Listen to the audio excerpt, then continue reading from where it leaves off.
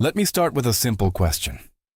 If the power went out tonight and didn't come back for 3 days, what would actually happen inside your home? Most people assume they're prepared. There are flashlights in a drawer, maybe a few candles. Phones are charged. But real preparedness isn't about a few hours. It's about duration. Because the difference between a 2-hour outage and a 72-hour blackout isn't inconvenience. It's exposure. Today, I want to walk through this calmly and logically, not to create fear, but to create clarity. Because most households overestimate their preparedness simply because the grid usually works. And when something works 99% of the time, we stop questioning it. Step 1. Define what prepared actually means. Prepared doesn't mean living off-grid. Prepared doesn't mean a bunker in the backyard. Prepared means this: if essential systems fail, can your household maintain stability? That word matters. Stability, not luxury, not full normalcy, just stability. Let's define essentials in practical terms. Refrigeration, basic lighting, communication, heating or limited cooling, depending on season, medical device support if required. If the grid goes down and you cannot support those basics independently for 48 to 72 hours, then preparedness is incomplete. That's not judgment. That's structure. Step 2. Understand your dependency level. Modern homes are designed around centralized electricity. Heating systems rely on electric controls. Water heaters often require power. Well pumps in rural homes depend entirely on electricity. Wi-Fi routers, security systems, garage doors, all grid-dependent. The issue isn't that this is wrong. The issue is total reliance. If 100% of your essential systems depend on one external supply source, your exposure is also 100%. That's simply how systems work. Preparedness begins with understanding that dependency. Step 3. Walk through a real scenario. Let's say it's winter.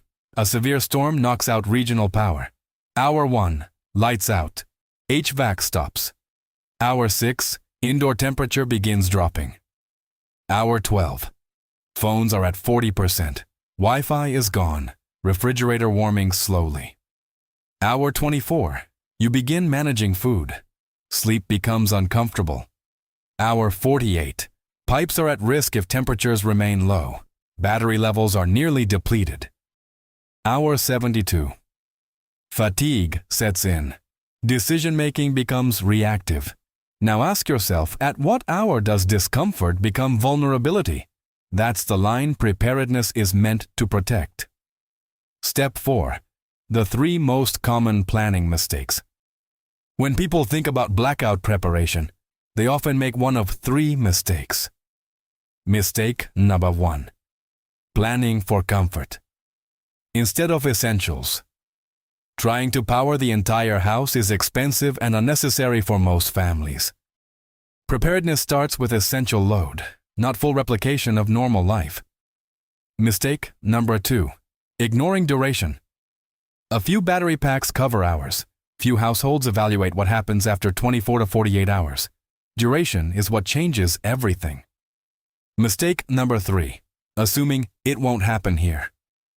Every region has experienced grid strain at some point. Winter storms, summer heat waves, infrastructure failures. Preparedness isn't about frequency. It's about consequence. Step 5. Financial versus structural thinking. Many people ask, is blackout preparation worth the cost? That's a financial framing.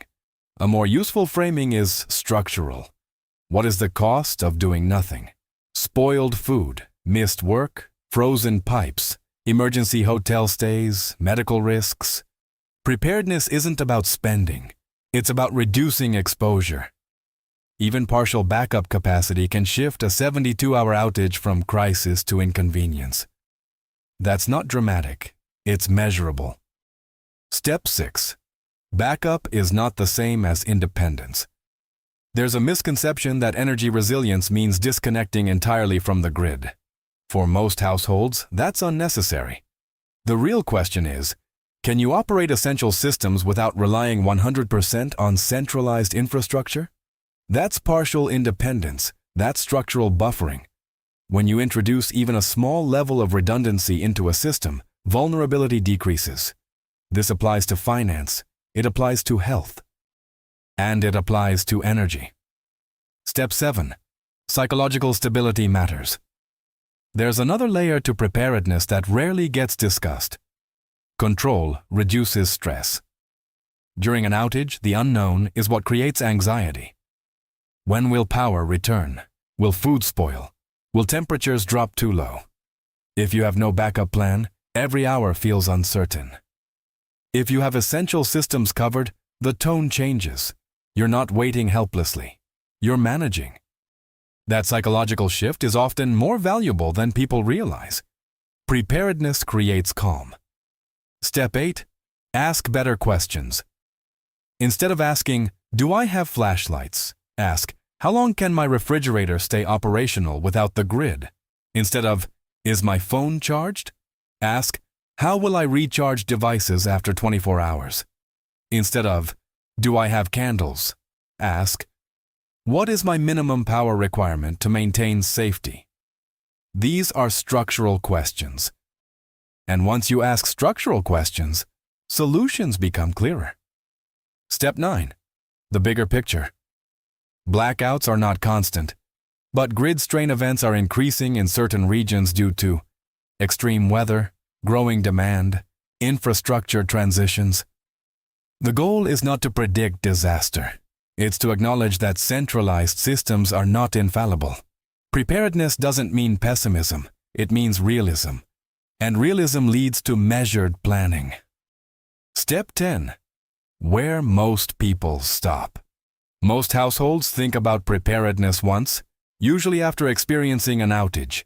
Then time passes, normalcy returns, and the motivation fades, until the next event. Sustainable preparedness isn't reactive. It's structural.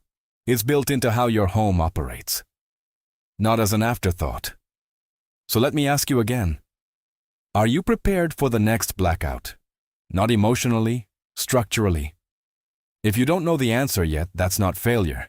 It's simply information. And information is the first step toward control.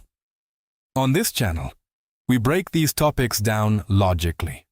Without hype, without fear-driven messaging, just practical explanations for real households. In upcoming videos, we'll examine how to identify your essential energy load, what realistic backup options look like, the difference between temporary fixes and sustainable systems, how families reduce full grid dependency without extreme measures. If you value this kind of structured thinking, subscribe to the channel. We focus on clarity and long-term resilience for homeowners and families who want stability. And if you're ready to explore practical ways to reduce total dependency and maintain essential power during extended outages, there's a resource linked in the description. It connects directly to what we discussed today: understanding structural exposure and how to reduce it. Preparedness isn't about fear, it's about control. If you want to move from uncertainty to structured readiness, that's the logical next step. Subscribe for the next breakdown and check the link in the description to continue learning. I'll see you in the next video.